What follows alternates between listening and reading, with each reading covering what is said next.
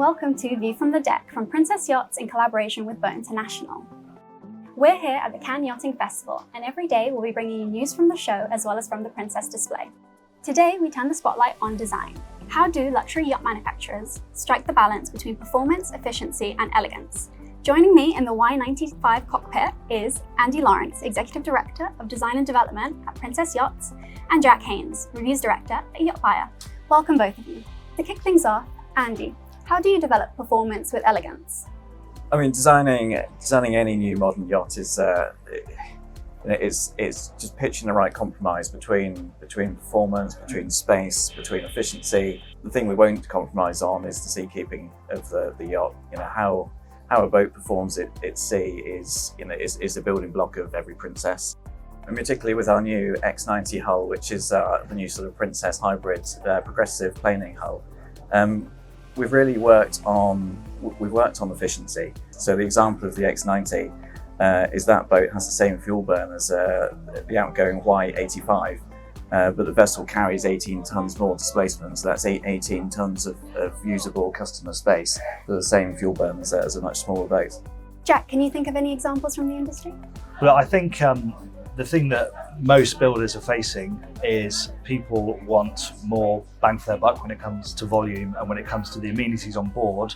But of course, that may sacrifice seakeeping because people want living space and they want to have amenities on deck. They want to have amenities down below.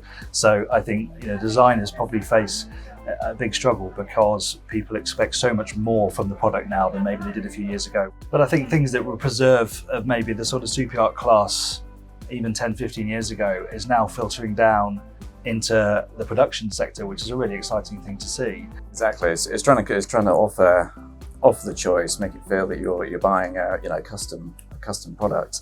And speaking of feel, Jack, from a journalist perspective, what makes a yacht feel right during sea trials?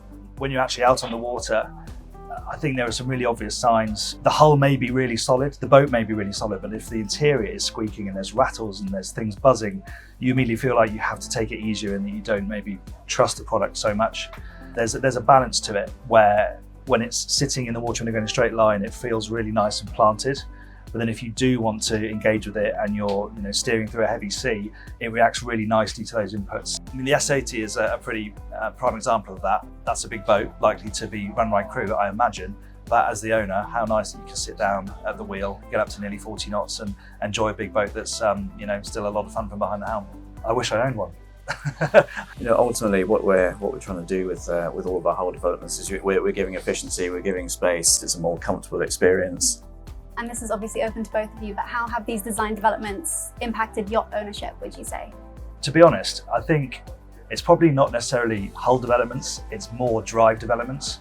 IPS is probably the prime example of that.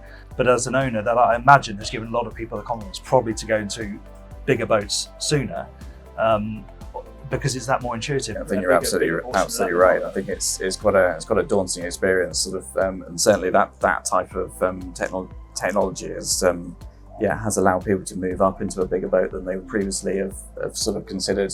What are you both most looking forward to seeing at this year's show? This is probably the absolute beating heart of the industry, so it's always good to be here. Pretty privileged to sort of be able to see the innovation firsthand, and it's great to see these guys all competing against each other. You've got some really top-class designers, engineers, all trying to outdo each other. So for me, as a member of the press, it's great because we get to experience and hopefully shout about it to our viewers and the guys who read the website.